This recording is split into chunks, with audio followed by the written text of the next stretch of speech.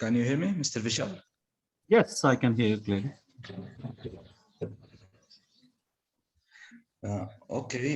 We shall start our workshop today with Mr. Vishal Sareen from India. He's an international master.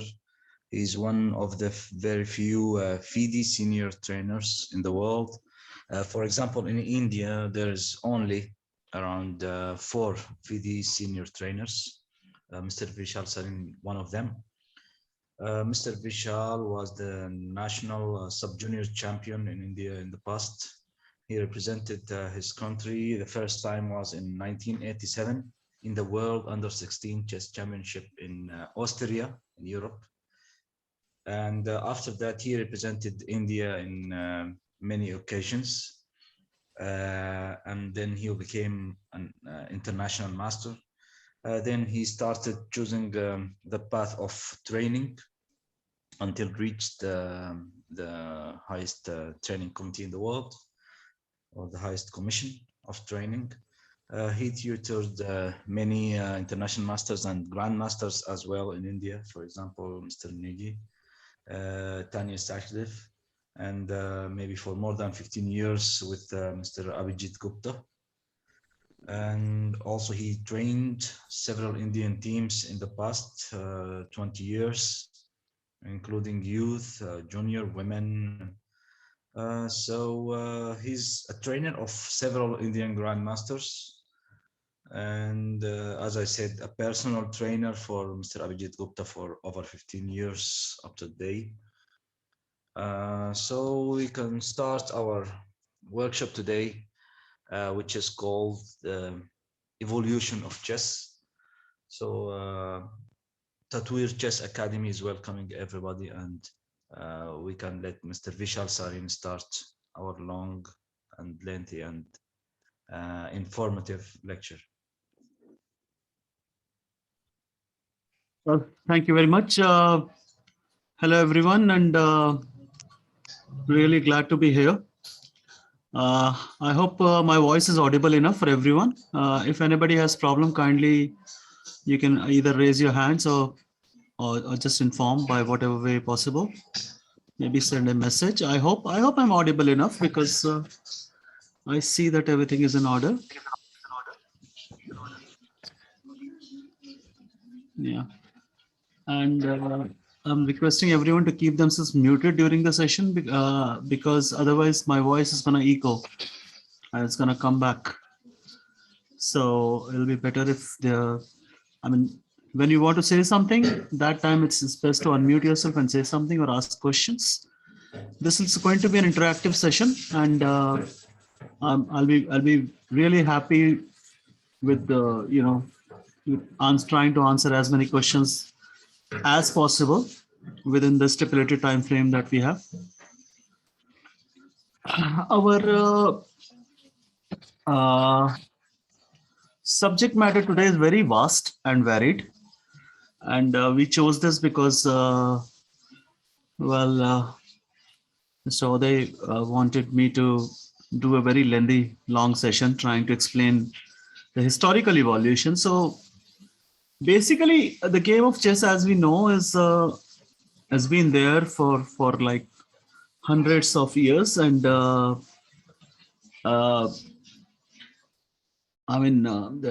opinions are divided as to where it was basically where it reached the current form. But okay, by and large, historically, we agree that the current form of chess was realized when the game eventually reached Europe. So they changed some rules. Earlier, it was played. It is said to have been like India's gift, which is my country's gift to the world, the game of chess. But I frankly, I go by what is already mentioned, but then okay, I don't know how great a claim is that, but yes, in our mythological history, it is mentioned that the game was invented here. But again, that is a mythological history, as I said. So, I mean, in our mythology books, I can safely claim that it has been mentioned that the game was invented in India. It traveled to Persia, which is now Iran at some point of time. And from Iran, it went to Europe to reach its current form. Well, the earliest protagonists of the game were like, for example, the first book of chess was written by Philidor, and who gave a great slogan for the game, "The pawn is the soul of chess." When he gave this slogan, basically Philidor came from France, and his country was going through the French Revolution, the famous French Revolution of the 17th century. And it was around this time that he gave this slogan. So it was basically in sync with the times of those times. When he said pawn is the soul of chess, it was like a soldier is going to, help you win a battle or a war, whatever he meant at that time. Later, chess kept evolving. As I said, Philidor wrote book. And then, lots of people started taking interest. It was always considered to be an art form. So basically,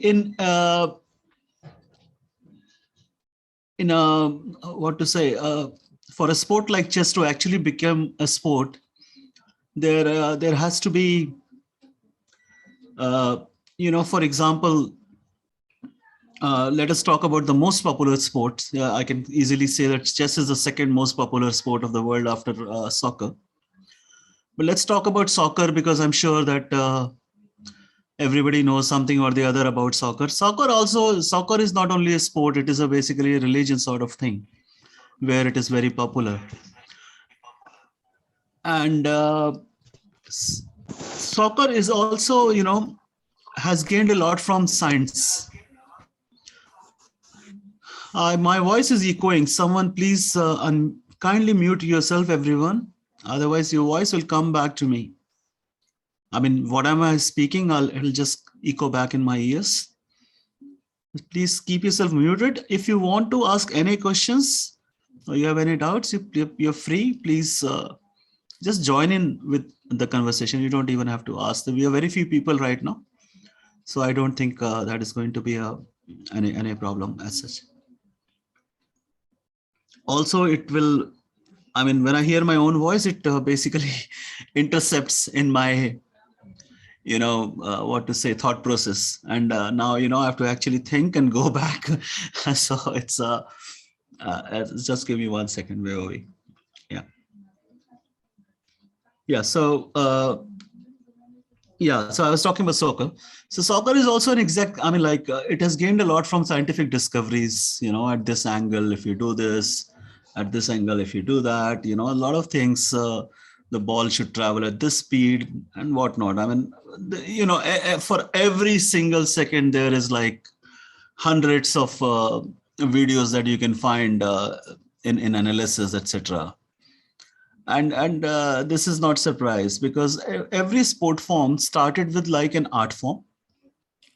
So every sport in the world was basically why they were created was because to please the generations that lived then.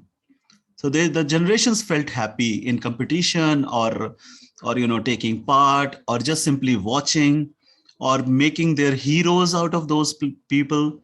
So this is basically a process that the human race has been enjoying for ever since, almost like eternity. We've been doing this. And every sport, I think it started with some sort of an art form to please the human eye or the human brain. People felt happy. So what is art? Art is something that is supposed to make you happy. It is supposed to make you think. It sometimes, tickles your funny bone. It sometimes will also tickle your, intelligence. It is also an intellectual challenge. Especially chess is perceived as an intellectual challenge. And so when chess was created and when it became slightly popular, I would say this happened around the mid 19th century. So that is around, I'm talking about 1850s or something. And this is when we had a great player called Adolf Anderson. Adolf Anderson was a super duper master of the game, and he was, what to say, the first uncrowned, let's say, world champion. He was not really an official world champion, but by and large he was perceived as the best player in the world. And a little bit later, there was this young boy, I'm talking about again in the around the 1850s, 60s, like that. There was this very young boy in America called Paul Morphy, who obviously understood a lot more than everybody else at a very young age itself. And well, he was the American champion by the time, he was still just getting into his teens, he won the American championship. He was considered to be a phenomenon. And he wanted to be known as the best player in the world. And he was advised that, if you want to be the best, then you have to beat this European guy called Anderson. And then, yes, you will be hailed as the best player in the world. So Morphy traveled. I'm just trying to sum it up very quickly. And he took one ladder after another. He jumped and reached the level of Anderson while in Europe. They played a match and Murphy won that match. So, but still, chess was not considered to be an official sport.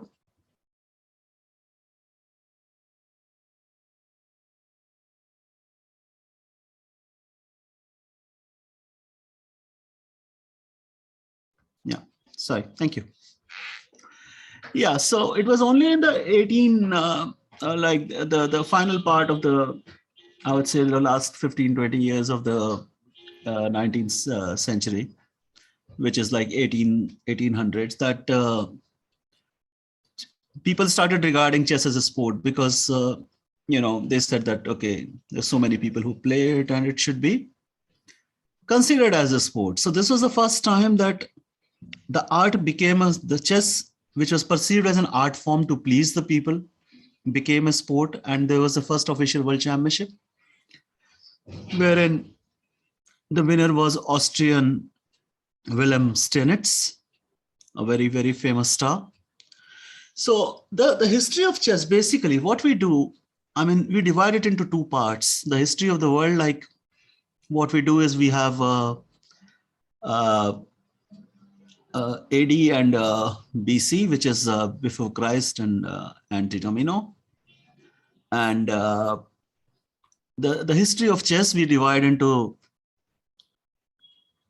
two parts, which is chess before Steinitz and chess after Steinitz. So chess before Steinitz, as I just now mentioned, it was perceived more as an art form and not really as a sport. But since Steinitz became the first official world champion, chess was also now a sport form.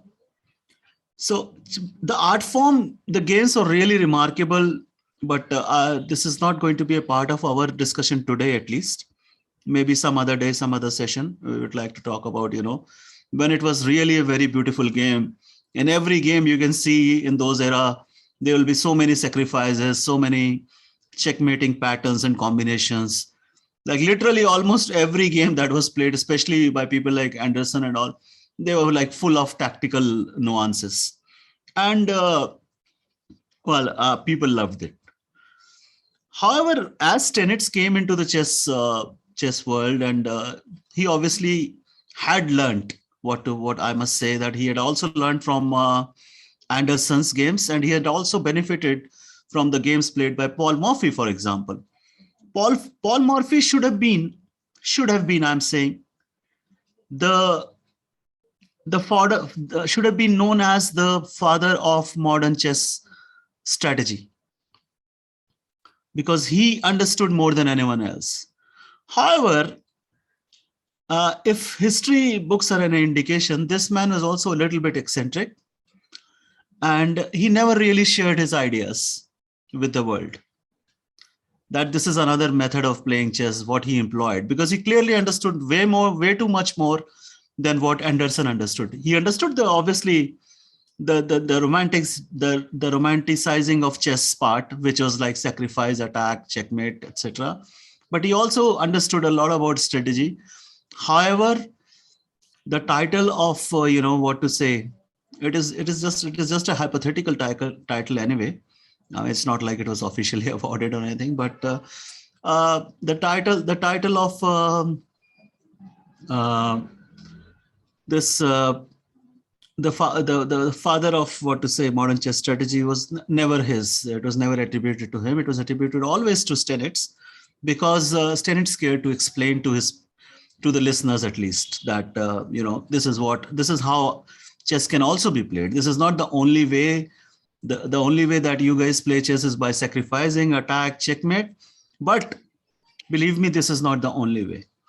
With that, I'll like to take your permission to start off our first game on the strategy. Let me just quickly open my database.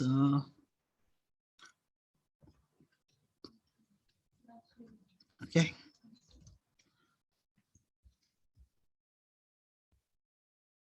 I'll also be asking some questions. You can send the replies in the chat or however you may wish.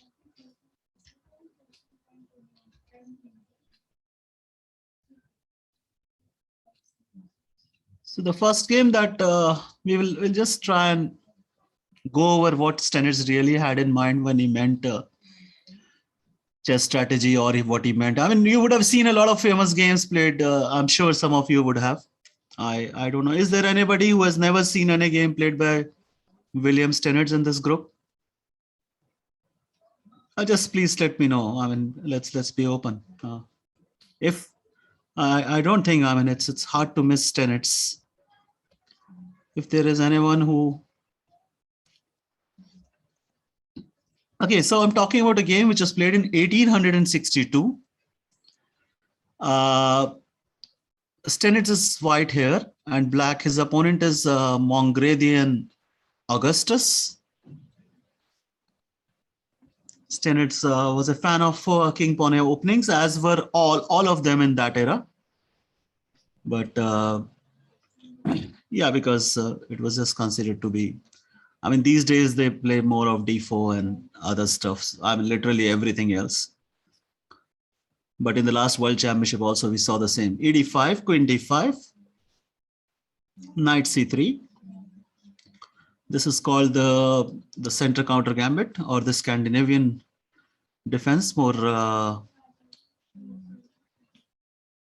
I think, I don't know which is more popular. In my part of the world, in India, it's more known as the center counter, whereas I think in Europe, it is basically known as more as the Scandinavian defense. Queen d8. Now, this is not the most popular move today, but we are talking about almost 150 years back.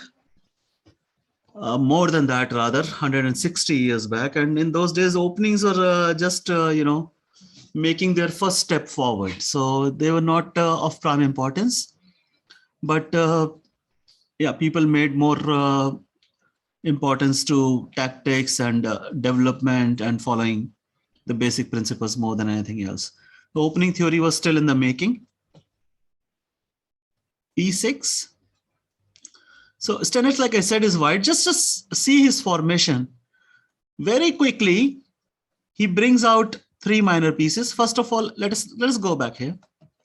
First of all, at the first opportunity, he puts a pawn in the center, which cannot be challenged so easily. Next, he quickly develops his pieces, and then he quickly castles. That's the first few things that he does. And the idea is very clear that he understood the importance of development in chess. Now, what is development in chess? The development in chess is basically, can somebody explain it to me, please? I'll be happy to hear your views. What is meant by development? Anyone? Getting the pieces out quickly on the best squares.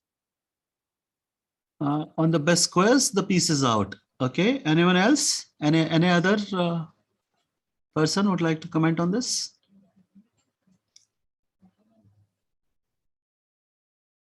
Anybody?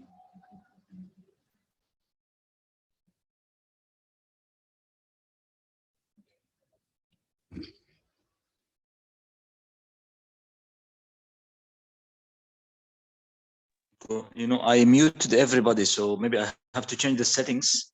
No. What you can do is you can simply ask them either to type the questions. Oh, I have a couple of questions, I think. Yeah. Quickly taking out our forces into play, bringing pieces out. Yeah, I have a couple of answers here. Yes, okay. Quickly taking out our forces into play is correct, okay, by and large, but it is still a little bit. I wouldn't say that it is incorrect, but it is almost like bringing pieces out. So, okay, that is only one part of development. So, as a young man, when I was trying to learn the game, I learned it a little bit differently, obviously, because I learned it on the streets, not through any coach or anything like that. So, I mean, I just liked it and picked it up. I don't know how it happened, but the thing is, what I learned as my in my early younger days, formative years of learning chess, was that your development is great. Like your development is good or even completed when your rooks are connected. So, which would essentially mean to take out, the queen and the bishop somewhere. It could be anywhere, and then these two rooks would get connected. Okay, and which means your development is good. Now, this I'm talking about very early years of my learning. Later years, as I progressed, as I started to teach and we tried to figure out, different methods and all that. One important aspect of the game that I learned was that development should always be a never-ending process. So every time you go forward, it should be regarded as development. Every time you go forward. So rook from f1 to e1 is development because it is coming to a better square. Rook from a1 to d1 is development because it is coming to a better square. You play rook from e1 to e5, it is development because it is going forward. Okay, I think maybe if we have time, I'll try and show you very quickly, one example on this. So development principles are basically, it should not be development not only in the opening, not only in the middle game, but development is a process that should continue right till the end of the game. So every time you go forward, it is development. Every time you move, take your pieces, one step forward, it is always development. Okay, and this should not be forgotten. Stenitz here played bishop e3, b6, and now knight e5. You see, he's going forward. This is development. Fair enough development. Black played bishop to b7. Anybody who has seen this game? No one. I have two people. I think so. I have seen, Rajat is saying. Okay, Rajat Malik. f4, knight b d7. Queen e2. And now knight d5 was played.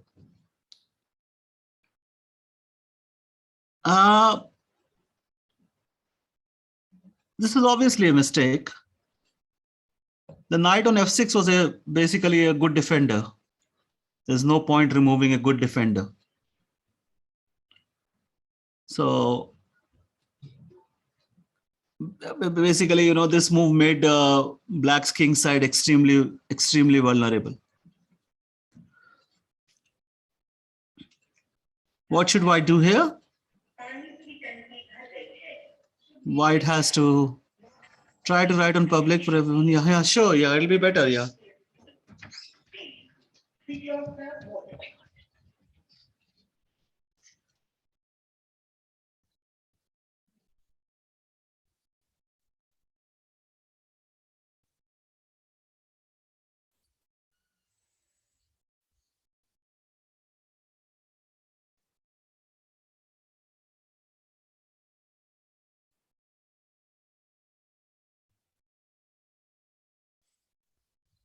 What should white do here? We won't be, we have to basically cover up a lot. So I would request you all to kindly post your answers as soon as I ask the questions. I mean, whatever you feel like, there is absolutely no problem in being incorrect. There's not much that you can do here anyway. So you largely follow on your instinct more than anything else. I mean, like absolutely nothing wrong in being wrong here. This is a classroom, so we are all here to learn. I learn from you, you learn from me. It's the same.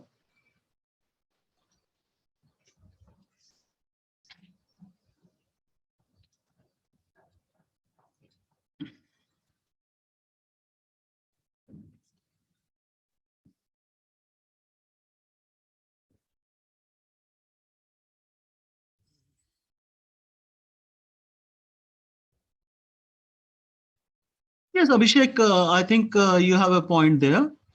Obviously, like I said, it was a good defender and it was not Black's best attempt here. So taking the defender is perfectly fine. Knight d5, he took ed5. And now you have suggested queen h5 with a king side attack. Queen h5 is also a perfectly logical move. But then again, you will have to do something about this new piece coming into defense. And then again, you have to move the queen and Black gets some time to post maybe this knight here. And then, temporarily things are halted. I'm not saying permanently or anything, or it doesn't do any damage to white's position for sure. But white will remain better. But how much better, which it will need probably a further, evaluation. So what we're going to do here is, what Stenitz did here was he took and did a very smart move. He played rook f3 first. So he had an idea that when I go rook h3, let's say if it is white to move and white is able to play this, Black still plays knight f6, then you can take here. The Black knight will capture, and then this queen can come to h5, followed by this is going to be very weak, this is going to be very weak, and one way or the other, white should be able to prevail. This is just a smart move, like I said. In strategical concept, it's, the queen was already a developed piece. The rook on f1 will have to anyway sooner or later join. So just talking about the strategical concepts, like we said that the strategy was a gift from Stenitz to the world, because this is what he taught through his games. Rook f3, Black played f5, and yes, rook h3 is most logical. Black played g6, trying to stop queen h5 now, because queen h5, because now knight f6 will not be possible, as the f pawn will be hanging.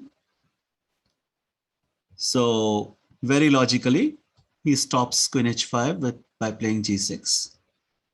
And now Stenitz came up with a remarkable attacking idea. So what I said, if you remember my words, I said that he not only learned his tactics or his attacking skills or his combinational skills, he not only built on them, but he also built on them that, a great tactic will always follow from a very solid foundation. Now, this is the most important lesson that we all must learn from Stenitz games, that the tactics is basically how tactics happen. One is, I'm not talking about how traps happen. Traps, okay, your opponent, for a minute, he is not concentrating, and then, you are losing, and suddenly you put in a smart trap and he falls into it. But this will not happen very often. However, tactics can happen very often.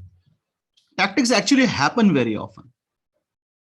The reason is because a good tactic will always flow out from a solid positional foundation. So if you have a good position, tactics is just a logical next course that will happen.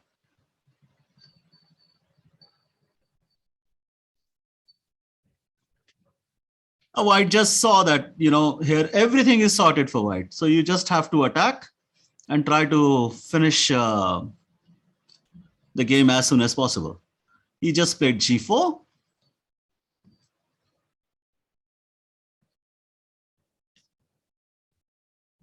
F into g4. And somebody please enlighten me with white's next move.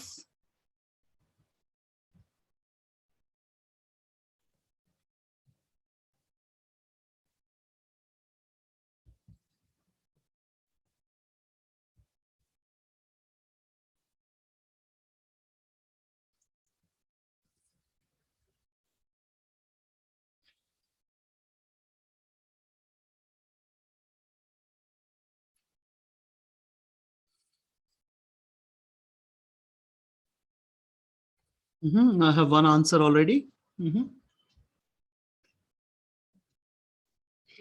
Knight into g4 and knight h6 ideas.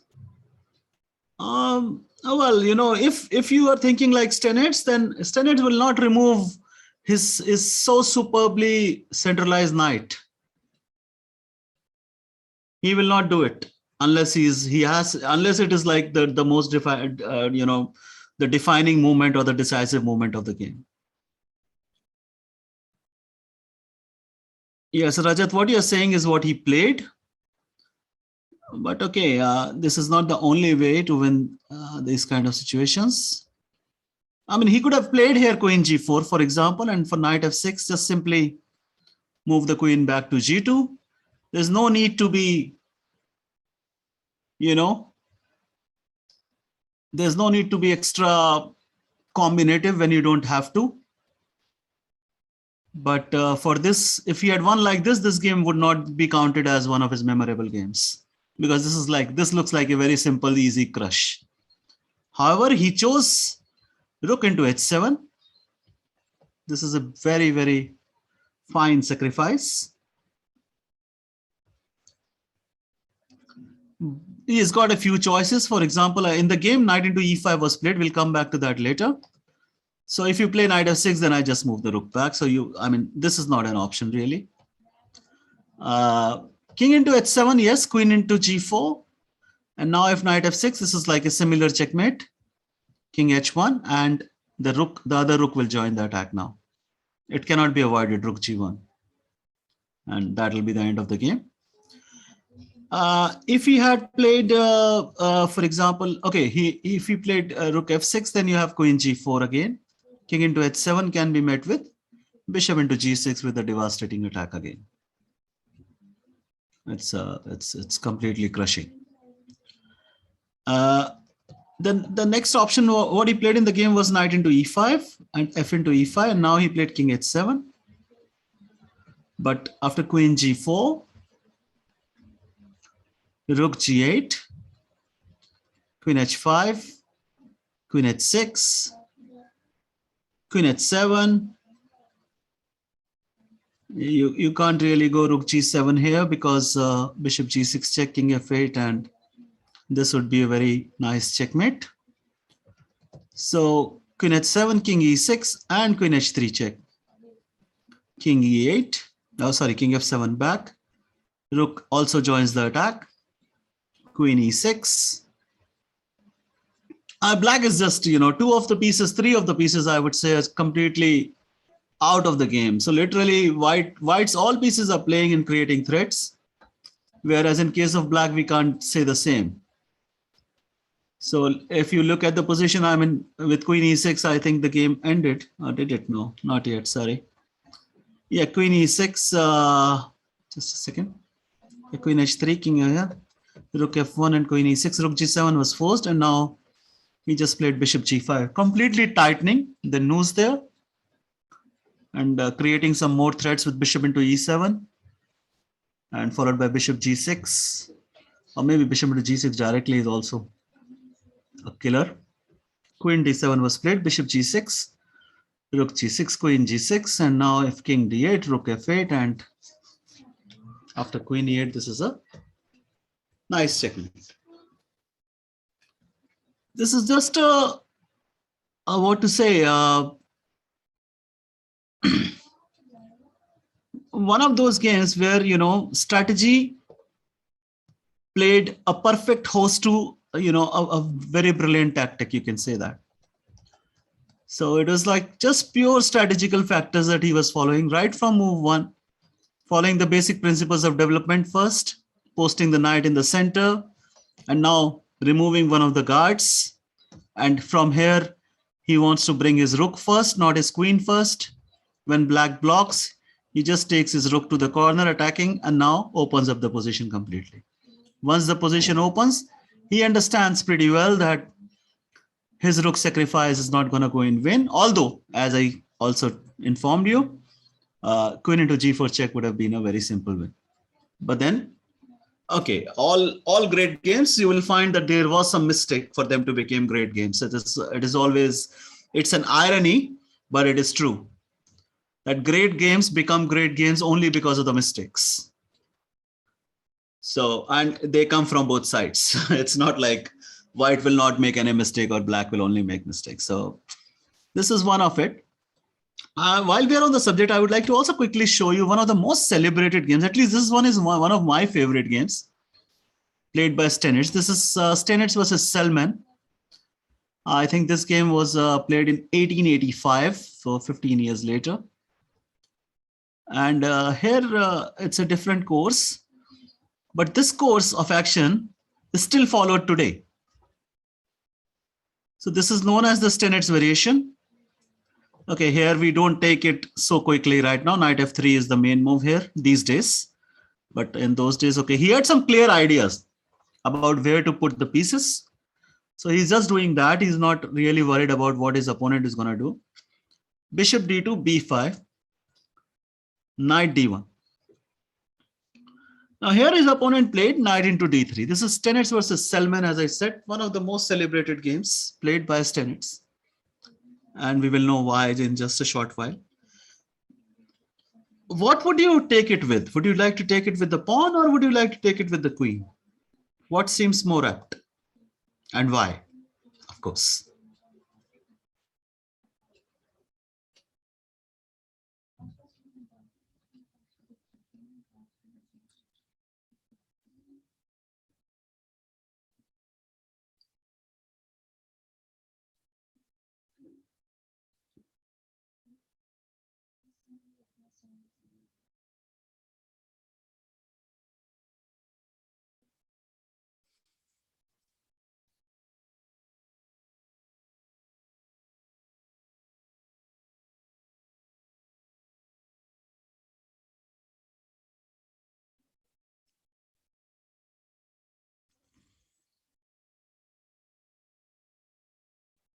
I have two answers. Both are saying with the pawn. What are you going to be the next few moves? Can you also write? I'm not saying just don't write black's moves. Just say what exactly do you have in mind when you say that the pawn structure is also good. You're closing opponent's good bishop. Please elaborate quickly. So I have two answers so far.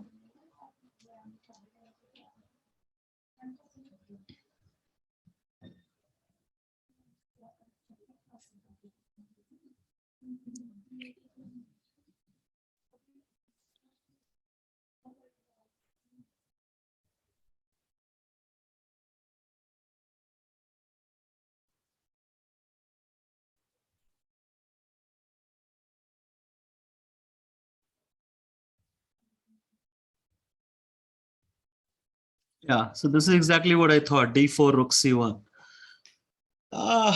Well, taking with the pawn is indeed the right move, the best move in this position. This is what Stenitz taught to the world, and this is still followed today.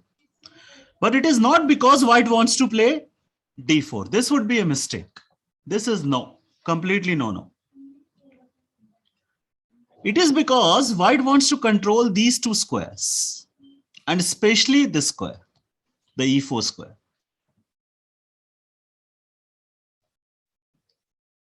And the square d4 is reserved for a piece, mostly a knight. So when a knight sits on d4, and it cannot be removed, then it'll be like a monster piece there. And if it cannot be challenged, it's even better. He played queen b6. I think it's a mistake. Immediately kicking out the bishop.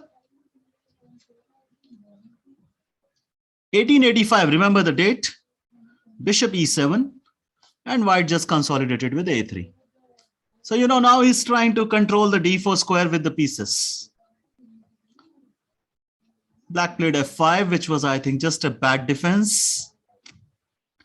But, okay, I'm not going to offer many advices to black here anyway. Rook c1, many people also, two of you at least said that this was also a good idea. And also, when you're asking a question or answering a question especially, kindly send it to me in direct message, Abhishek, instead of to everyone, because then everyone reads it and, well, they won't have to flex their own brains. Yeah. So rook c1, bishop b7, bishop e3. You see, slowly but surely, Stenitz would be happy to win a pawn, but black should have given that pawn, in my opinion, here. If there was any point to give that pawn, it should have been given here. It did not happen. And now knight to d4. This is a powerful dream knight. Of course, the pawn on e6 is attack. The only way to defend it is knight f8. If you still have, okay, maybe he could have also played king f7, but for some reasons chose against it. Castles, h5. Again, a highly dubious move. He's trying to prevent g4, but I don't know if Stenitz had g4 ideas in mind here. Now, this is a very important position. White is clearly better. There's no doubt about it. But what to do next? Let's say if I give you 4 or 5 moves in tandem to make, what are the moves that you'll be making?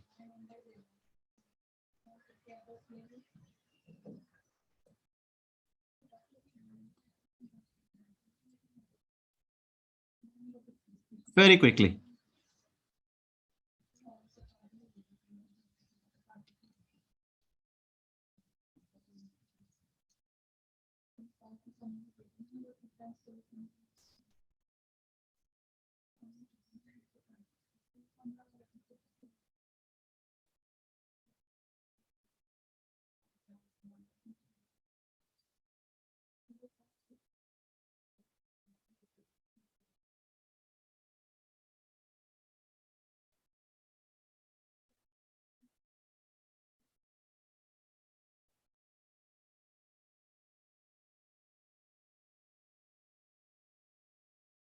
Knight, Rajat.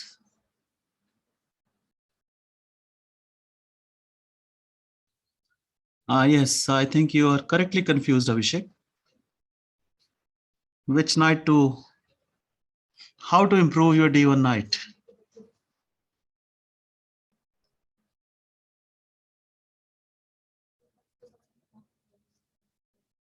No, it's the question is right that you're asking yourself, but what is the answer is the main question.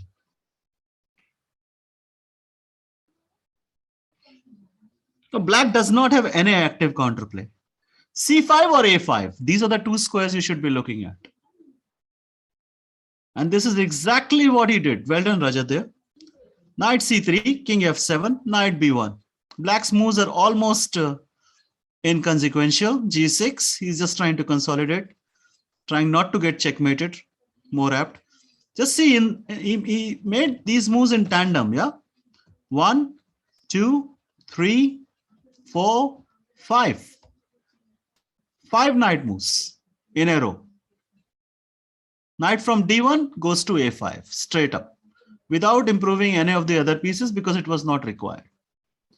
Black played bishop A8, just took and controlled the C file now. Queen B8, absolute domination of the C file.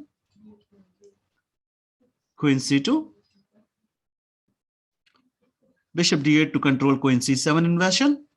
And you're very happy to pick up Black's most active piece, or let's say the best defender, the bishop on D8. He took and played Queen C7, entered. Queen B8. What would you do as white now? Thinking like Stenitz. Black is obviously in a very bad and sad shape. Rook c6. No. Yeah, okay.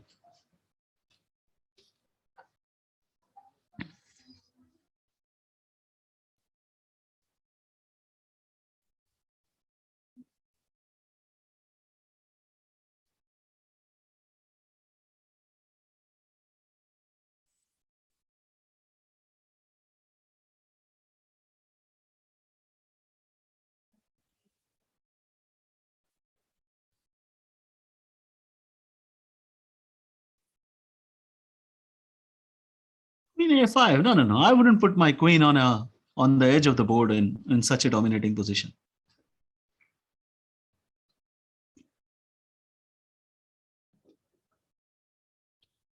Come on, this is not going to be so difficult. I mean, you follow the same formulas. You keep improving your worst piece.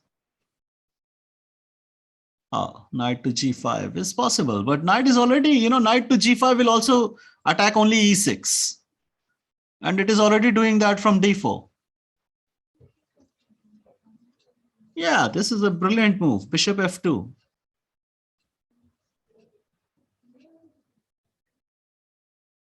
That's it. The bishop joins the attack and the game is over. Queen b6 was played. And he now went knight f3. Take. King e8. Bishop knight g5 attacking the e6 pawn. Forcing knight f7. Sorry, knight f8. Bishop to c5. Threatening bishop f8. Again, knight d7 is forced. Bishop d6. He's not even interested in picking out the e6 pawn. Now, can you just see this? What a strategical triumph it is. The king cannot move. The knight cannot move. The rook cannot move. The bishop cannot move. There is only one pawn that can move, and that is the h pawn. Any other piece black will touch. Even if you touch, you will lose something of significance.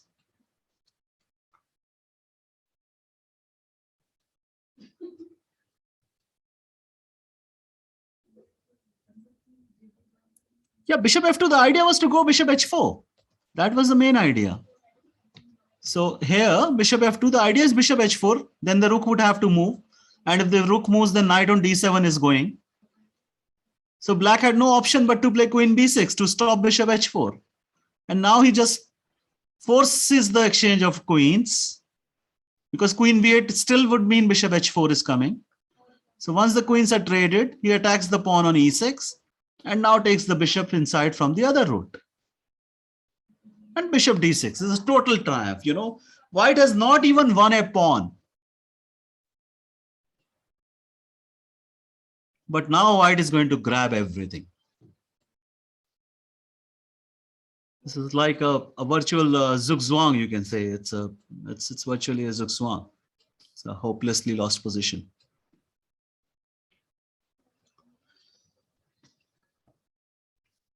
Many years later, this is Stenitz versus Selman. Many years later, I came across another game. In 1992, this game, the white player's name is Vishwanathan Anand, Vishy Anand, as you all would know him better. And he was playing against Evgeny Barev. And, well, this is how their game happened.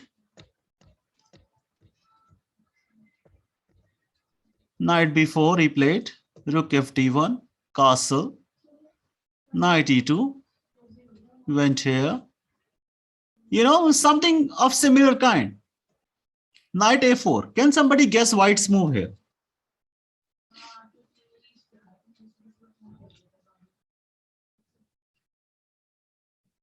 You just now saw Stenitz's game. Just tell me what should be white's move here. Quickly, guys. I will be really happy if somebody can tell me white's right move here. You just have to, draw some inspiration from the previous game and then tell me here. Very important and essential move to the entire white's plan.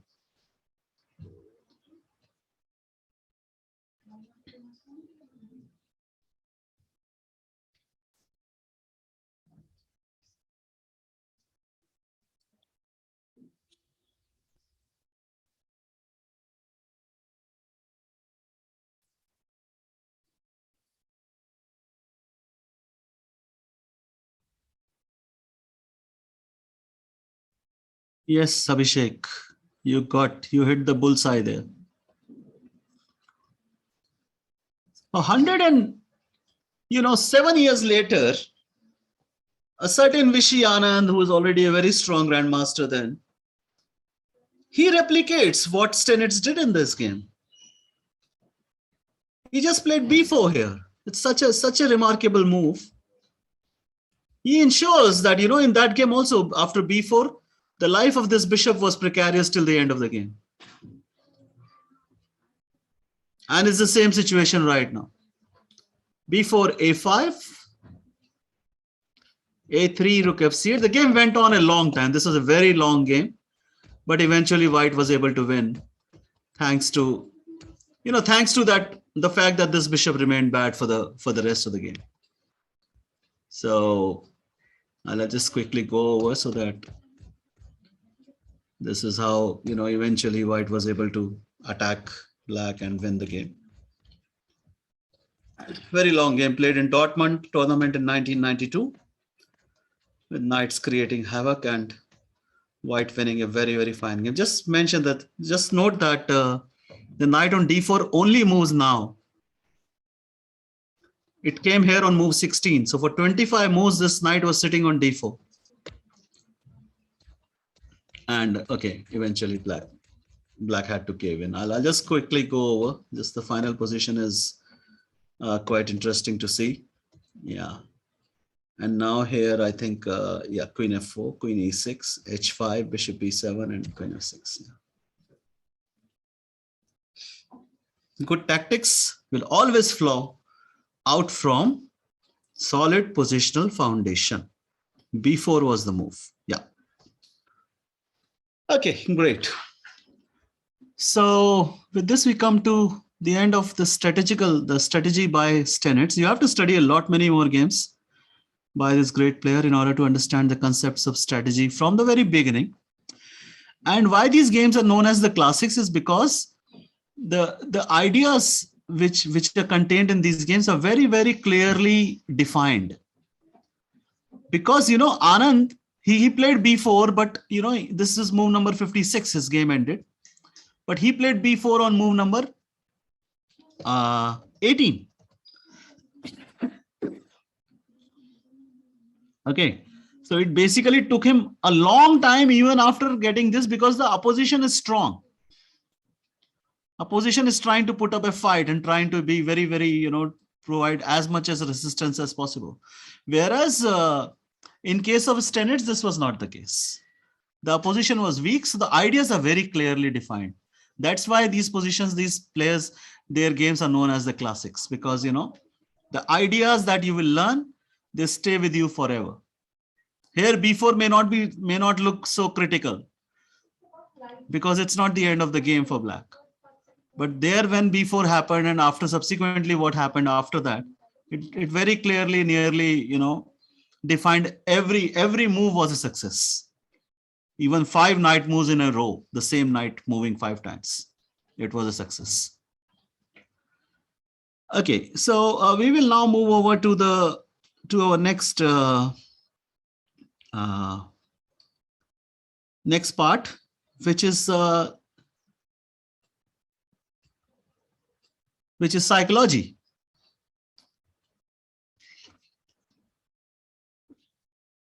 I think psychology in chess has played a very, very huge part,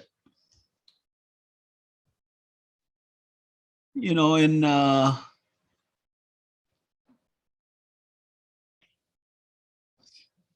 determining many concepts. So I think the first game that I've taken here is now it is very funny. I read it in in a book. Does anyone know about Dr. Emanuel Lasker? What do we know about Dr. Emanuel Lasker? Somebody can please send me information about Lasker in chat. Not his Wiki link, please, because I know about it. It's just that.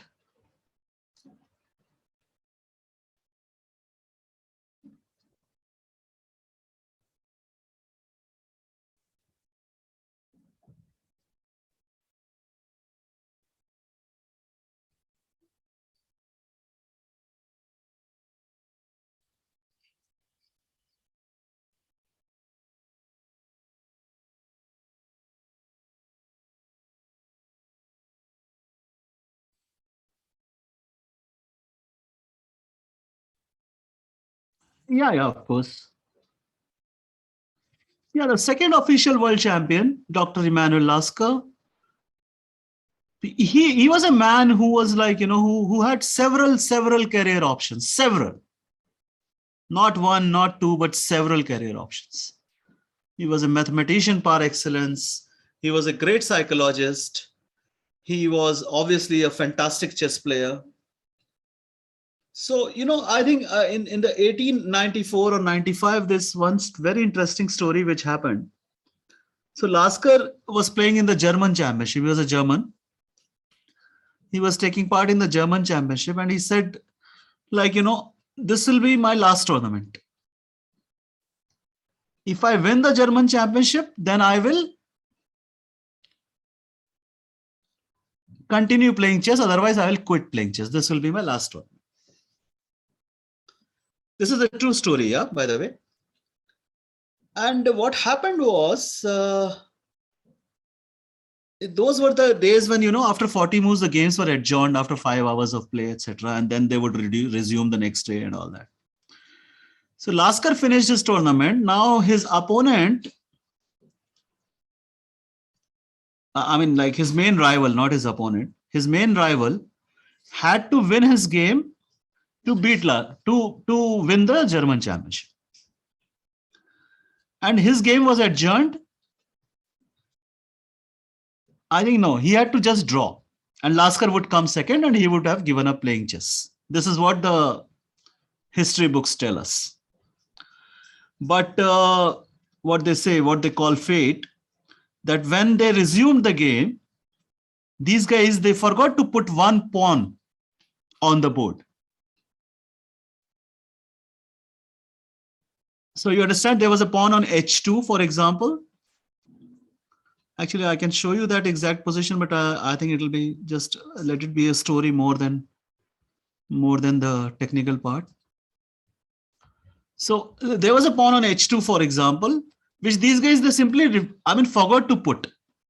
It was the fault of the arbiter. It was also the fault of both the players who failed to notice that one pawn is missing. The game continued like this, and the guy who was supposed to win the German championship ended up on the losing side because he was playing with white, and he simply lost a pawn for nothing. And after that, Lasker continued playing chess, went on to become the world champion, and not only the world champion, probably the greatest ever world champion. At least till now, we can say that. I don't know if Magnus Carlsen is going to remain the world champion for the next 15, 17 years. But Lasker was world champion for 27 long years. And believe me, this is not easy at all. You can be world number one. You can be many things. You can win several tournaments, but to become world and to remain world champion for 27 long years is not a joke.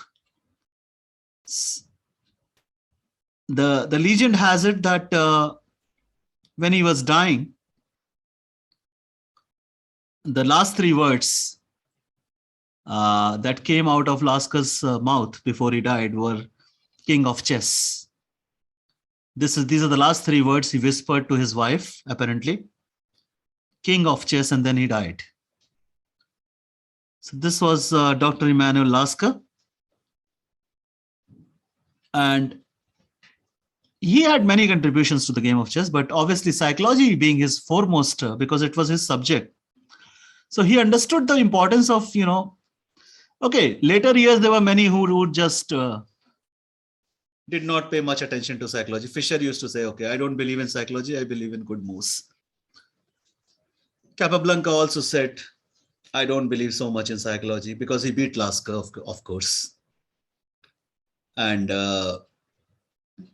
but even today, I feel the importance of psychology cannot be ruled out, because if you see, I don't know, I mean, I'm sure all of the people here must have followed the recent World Championship match between Magnus and Nepo. I think psychology played a very, very huge part in that particular match, because Team Magnus, they ensured that Nepomniachtchi never got, even once, he did not get a position where his strongest what to say, virtue or skill is playing complicated positions and attack, etc. He never got any such positions. It was always Magnus who was sacrificing a pawn first. It was always Magnus who was fighting for the initiative. So Nepo basically did not get a single chance. That was a humiliating loss. But to figure this out, it must have taken a huge effort, like what to play. And they chose exactly the openings that Nepomniachtchi will hate playing as white. So psychology, even today, in my opinion, my opinion is not the greatest of the opinion, but in my opinion, it still plays a very, very great role. And the father of this, who gave us psychology in chess, was Dr. Emanuel Lasker. Let's have a look at one of his very, very famous triumph. In this game, Lasker is playing with black pieces. His opponent is Dr. Siegbert Tarrasch.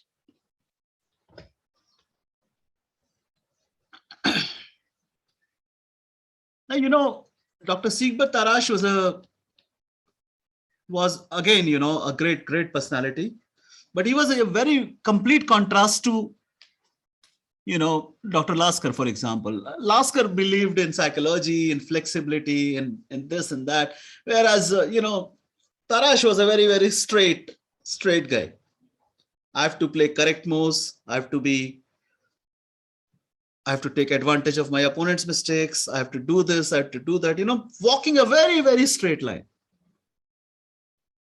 And great champions, as history has told us, are always very flexible people.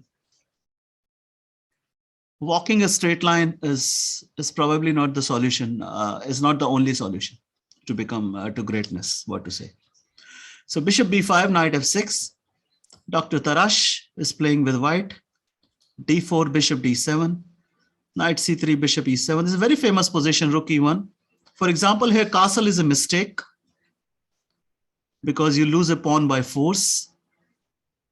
I think castle can be met with bishop c6, bishop c6, de5, de5, and now knight e5. First queen d8. You can take it, if you take it with the bishop, then you simply lose this pawn. That has no point. If you take it with this rook, white would take the pawn. Of course, you can't take knight e4 because knight c6 is going. So bishop e4 is forced. Knight e4, knight e4, knight d3, attacking both bishop and knight in the same file. Only move is f5, f3, and now bishop c5 check. Knight c5, and bishop g5 wins. Wherever the rook goes, no matter where, you can come here. Bishop e7 followed by c4, gone. You lose some material, serious material. Then you could also take it with the argument can be that, okay, why not with the a rook? Why with the a rook? Why not with the f rook? But the f rook entails some other problems because of now, same knight d3. Again, they are both in the same line. And f5 is again forced, f3, bishop c5. Now white has this very cunning move. Now earlier when this rook was here, when this rook was here and this rook was here, then this was not a possibility really, because white capture, black captures, and knight f4 could be met with g5, for example. So black could actually play a move like bishop b6 had it been this position. So for example, if here king f1, then bishop b6 is possible. You take fe, and knight f4, and then g5 is possible. Why I'm showing you this is that in those days itself, this match, World Championship match, this was played in 1908, so more than 112 years now, 113 to be precise. And back then also their research was like clear on these kind of things. They knew, both of them. I'm not saying only Laskar knew. Obviously, Tarash also knew. I'm very sure about this. It's just giving you a theoretical background of this. So Laskar took ed4, knight d4, take, queen d4, bishop b5, knight b5, castle, bishop g5, h6, he went bishop h4, rook e8, rook a d1, knight d7, bishop e7, rook e7, and white played queen c3.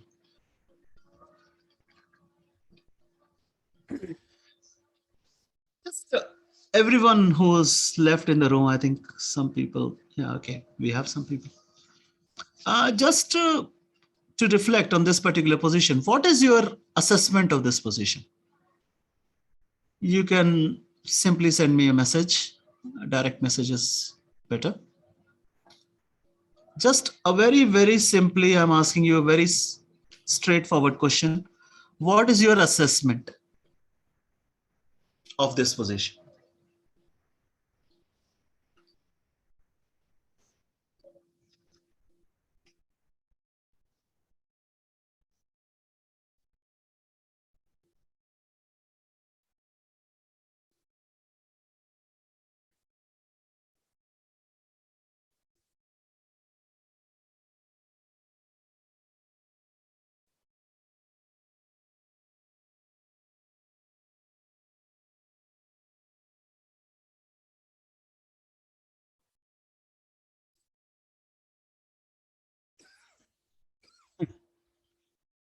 Right.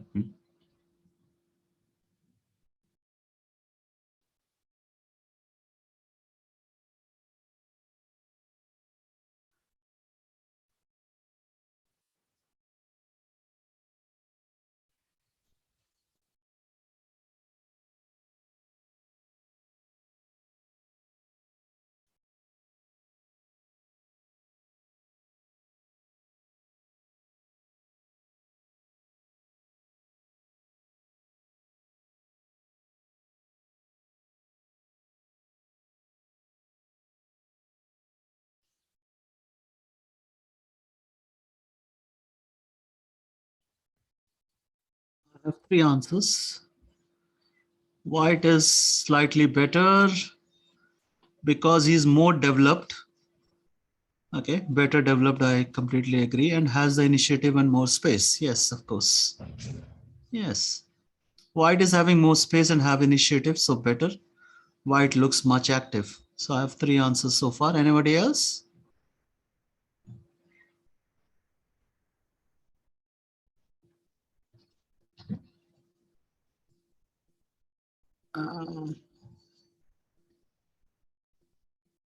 Anyone else? I would like more people to answer this.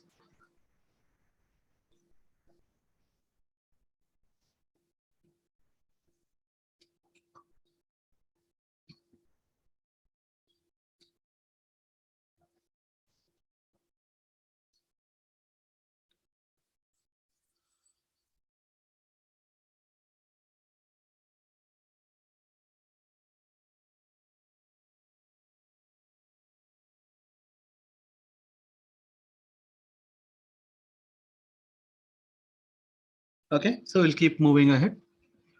The fact of the matter is that it is very clear that white is better. White has a small but constant advantage, and there are chances to increase this advantage, slowly. White can, without any risk rather. Black is passive. Black is underdeveloped. Tarash is probably hoping for something like maybe knight f8.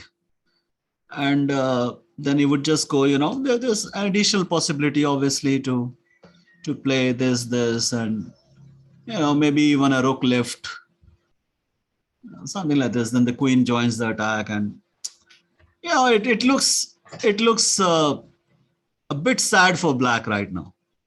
Okay. Now, this is where Lasker knew exactly what to do. Sometimes you don't play the best, or sometimes you don't do, sometimes you have to just take your opponent, your opponent is feeling very confident. The body language will tell you his breathing, the breathing of the opponent. Even Anand has spoken about this. He often watches the breathing, he says. Okay. And like what kind of breathing is happening. So, you can sense how your opponent is breathing. Is he confident? Is he like confused? Is he worried?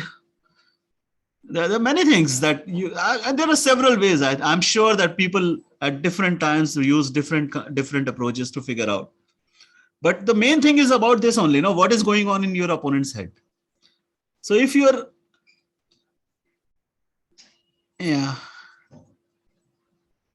Morjurai, please.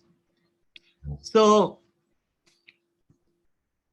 Levon Aronian has also very great body language. Abhishek says, and even in bad positions, he looks always confident.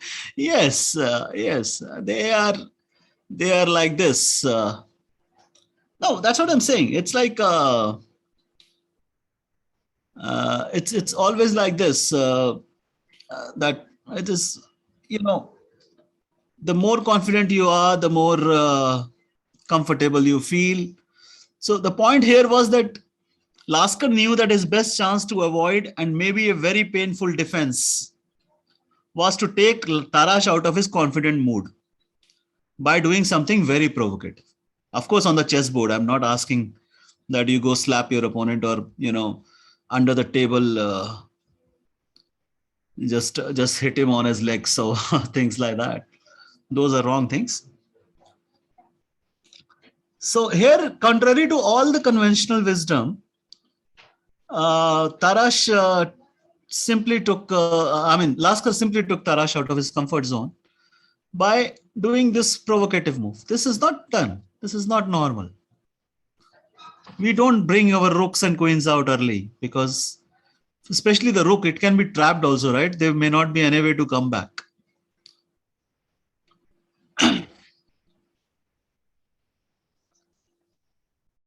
So, from a pure chess point of view, this is a very suspicious idea. Okay. Because first of all, like I said, the rook may not come back. But more than anything else, what was going on in Lasker's mind, obviously he would have calculated one thing or the other.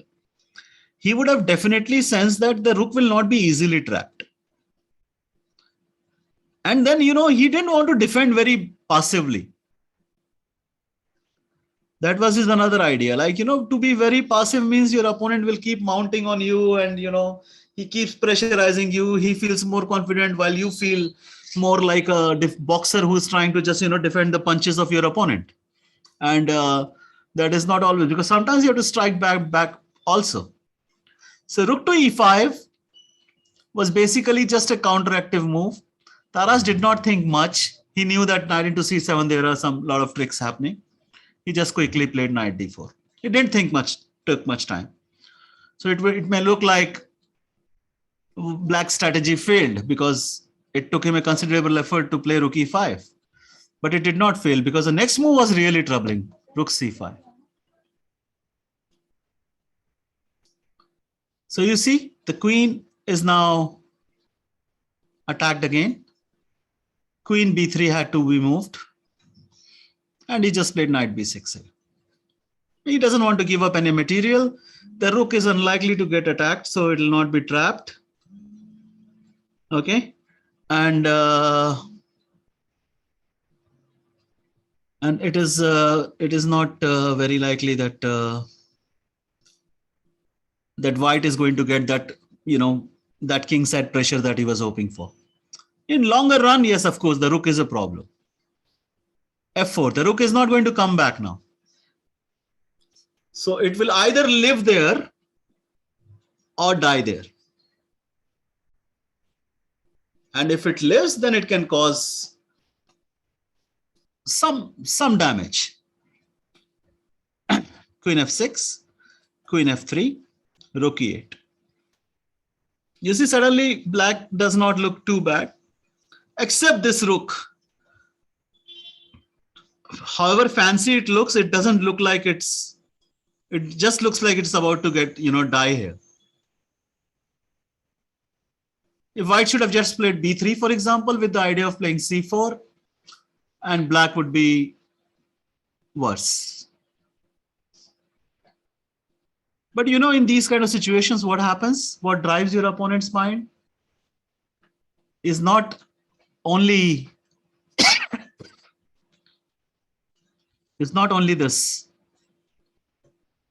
the bare facts that that make you play according to the position, etc. Now he's always thinking like, I was looking so good just a few moves ago, and now suddenly, I have to try to trap this rook. This rook must be trapped. This cannot be correct. And instead of trying to be more practical or pragmatic about the position, he starts to think like how to trap the rook. There's no need to trap the rook. The rook is actually trapped already. A5, B3. And now he played A4.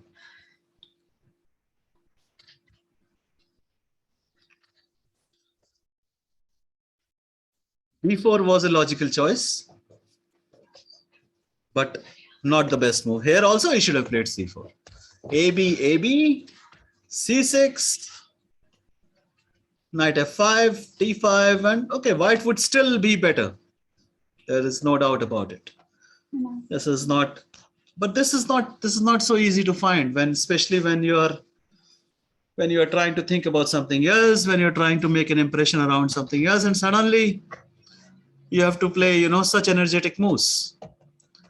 He played b4, trying to, now he thought like the rook. Now the rook can't even move. You just have to attack it. But you can only attack it with a knight. Rook c4, g3, rook d8. Just see how systematically black has made some progress. Rook e3, he's still thinking about trapping the rook only. So he's trying to protect c3. Knight b5, he goes completely berserk here. He goes out of his mind.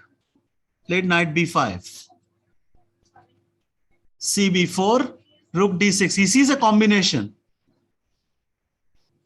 It's always like this. Hey, come on. What you're doing, this cannot be true. This cannot be true. This cannot be true. And you start to take wrong decision. One decision after the other. Every decision becomes a wrong decision. And this is what happened in this game. Rook d6, e5. He thought he's winning. Obviously, he missed. He missed a brilliant tactic here.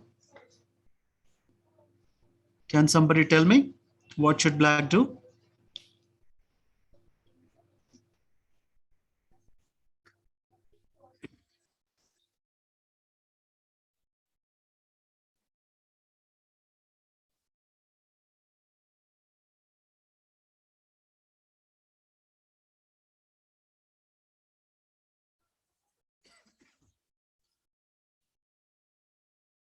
Yes, it is rook takes f4.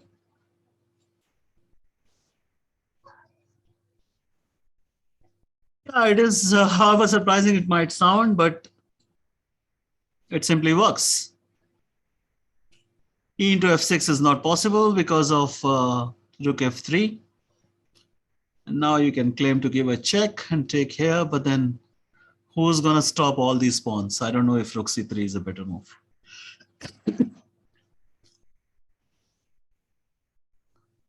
So he took gf4. The rest of the game actually is a great great learning experience for all of us, because just see how he behaves. He goes king h1, exchanges of the rook, loses another pawn, plays king g3. This is a world championship match. White is down already 2 pawns. The a pawn is going to queen very soon. There is absolutely no counterplay whatsoever. For a3, he plays e6. Just see what he's doing. Queen e1. In about 15 to 17 moves from a totally dominating position, Dr. Tarash is now coming to a self-punishing mode.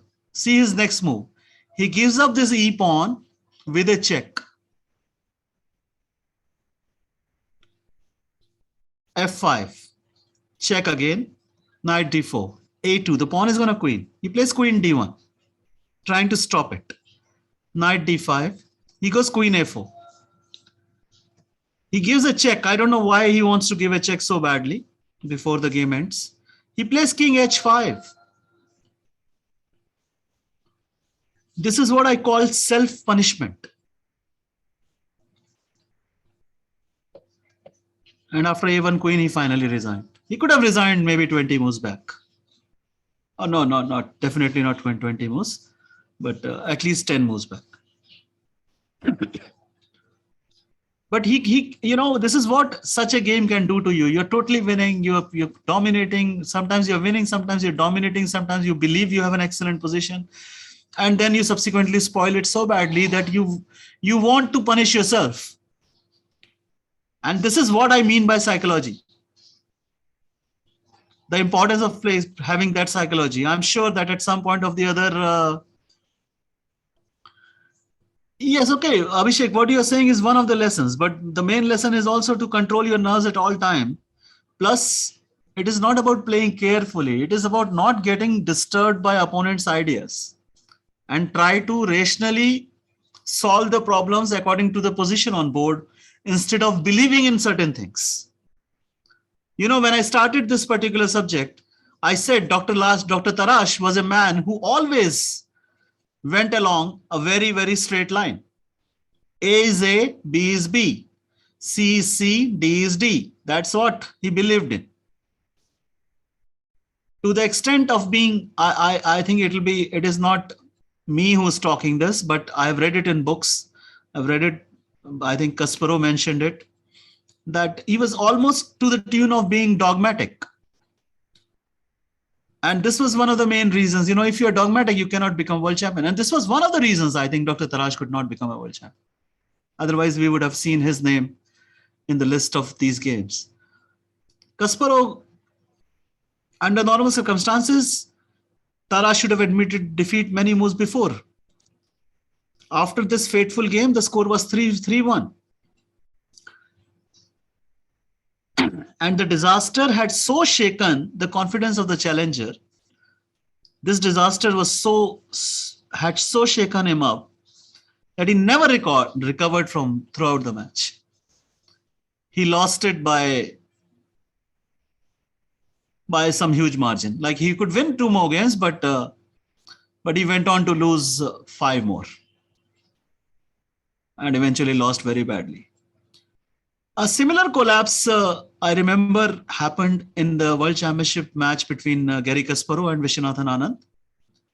I think this was in 94 or 95. And in that match, also something similar happened. Kasparov defeated Anand. I mean, showing great preparation, great skills and everything. And he just crushed Anand in game 10. I don't know if many people know or anyone has seen the game 10 of the New York World Championship. We can quickly go over that.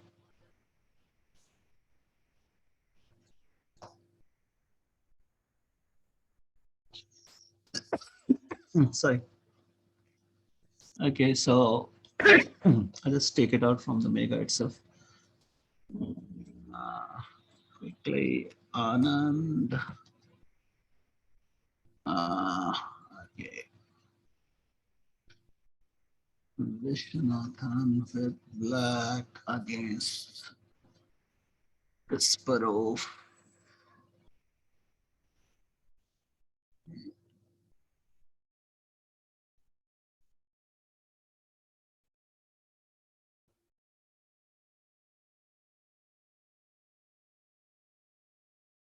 Yeah, I think this now.